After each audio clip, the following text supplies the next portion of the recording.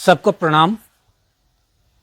हमरे मन में एक ठे सवाल बहुत दिन से आवत आए, कई एक लड़की आवा, लेकिन एकर उत्तर हमका सही सटीक नहीं मिल पावा।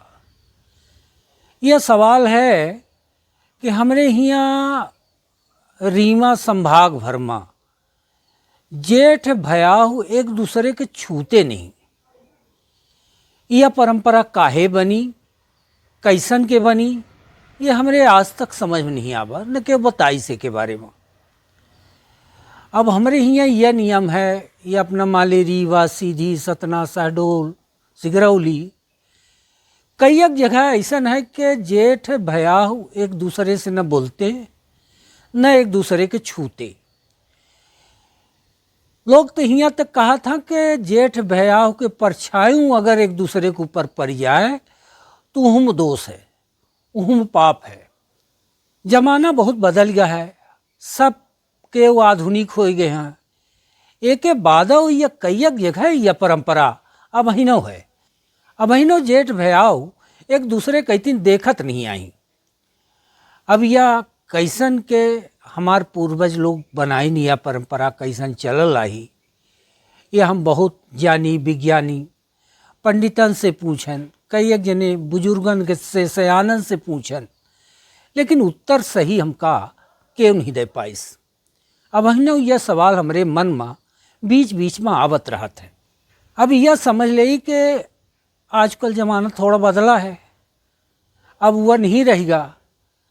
जेठ भैयाओं के बीच अगर लड़ाई भर होती तो एक दूसरे के छूते नहीं आई हूँ।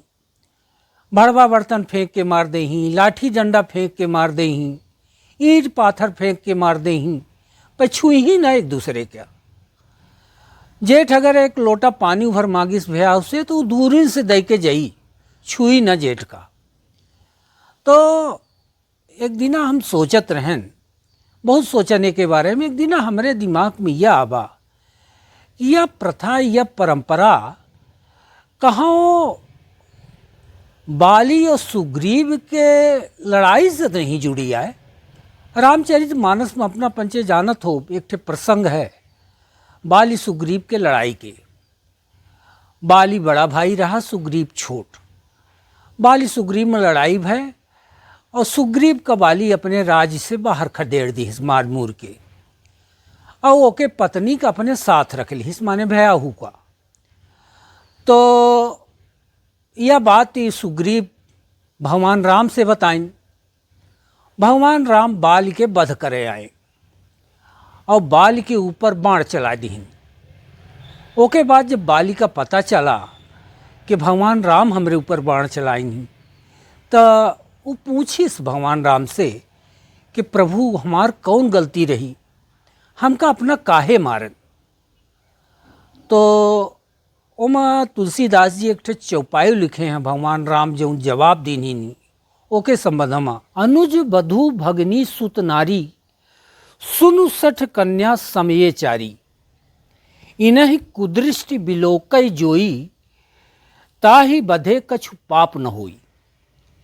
एकर यह मतलब बा कि अनुज वधु माने भयाहू, छोट भाई के पत्नी, भगनी माने बहिनी, सुत नारी माने पुत्र वधु, पुत्र के पत्नी, ये सब कन्या के समान होती हैं। इनके कैतिन जे कुदृष्टि जालत है, जे गंदी नज़र से देखत है, ओका मारे में कोनो पाप नहीं है। यह प्रसंग बहुत लंबा है, ये प्रसंग में हम बहुत ज़्यादा अंदर तक न जाब। हम का अंदाज लगाएं, हम का सोचन के यह जो जेठ भयाहु के न छुए के न बोले के परंपरा है, शायद यही प्रसंग से प्रेरित होए।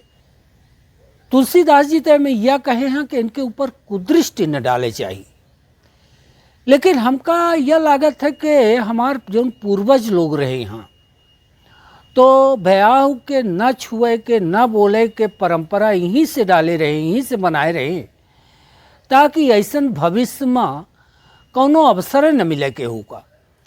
जब भयाहु कहती जेठ देखबे न करी, जब भयाहु से जेठ बोलबे न करी, दूरी रही, तो यह स्थिति कबो निर्मित न होए। बहुत सोच समझ के यह परंपरा बनाई गई है और बहुत अच्छी बात है कि अभिनव एकर निर्वहन होतला है।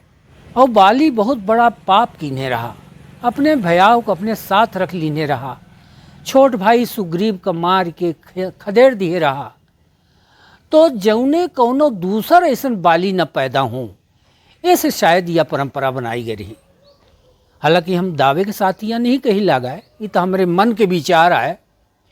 अपना पंछी अगर कुछ जानत हो ये के बारे में तो ज़रूर बताओ, कमेंट करके हमका बताओ, हमारा जानकारी बढ़ी और लोग जनी।